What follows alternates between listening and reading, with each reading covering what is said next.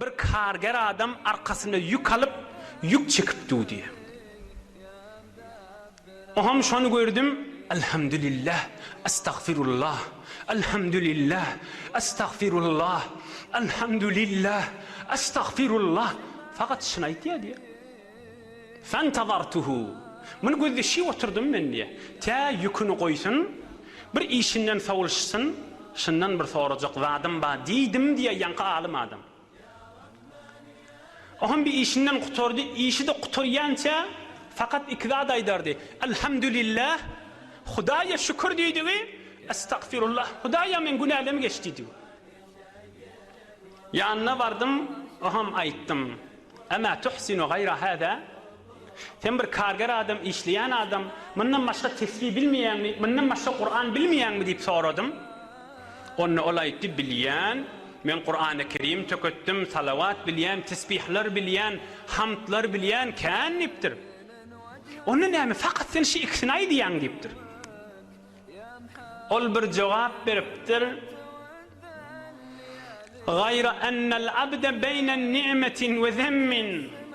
فأحمد الله تعالى على نعمه وأستغفره تعالى لذنوبي.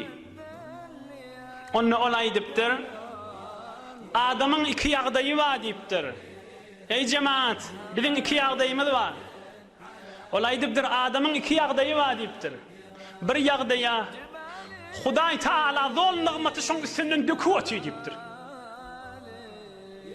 Huday Teala nığmatı daimen döküvetiyor.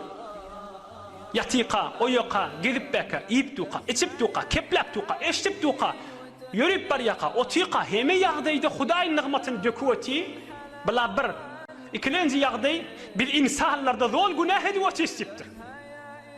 Oham Huday'ın nığmatından çürüyme, elhamdülillah diyen, ve öz günahlimden çürüyme de estağfirullah diyen, onun başkalarda dilim marana kadir diptir. Adamın iki yağdayı var, Hudaya nığmatın zol döküveti, bizde zol günah edivetiyiz. Başka işimiz yok.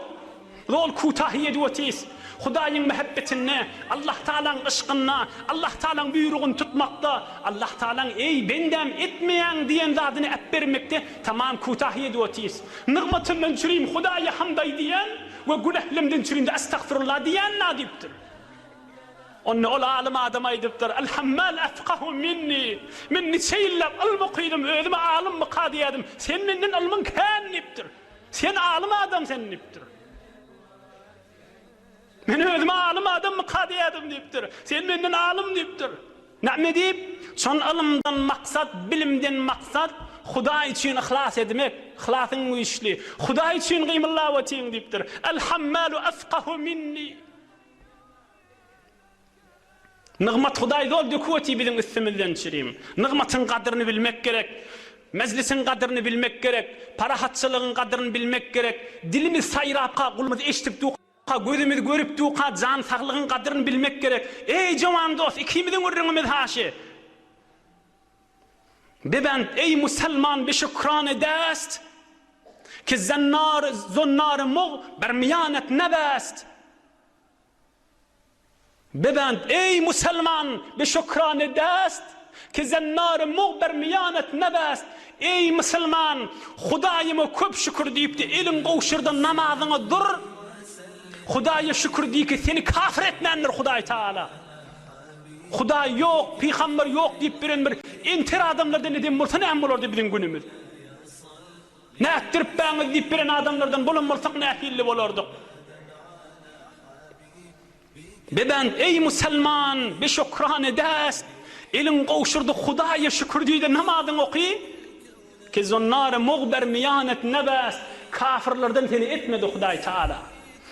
Buru şükür kon, çon bir nimetleri ke mahrumi ayet ze mustakbiri. Ke mahrumi ayet ze mustakbiri. Ey Müslüman nığmatın içinde qarq gelip ben değil mi? Bar Hudaya şükür deyip ağla. Yok deysen nığmat elinden gider deyip.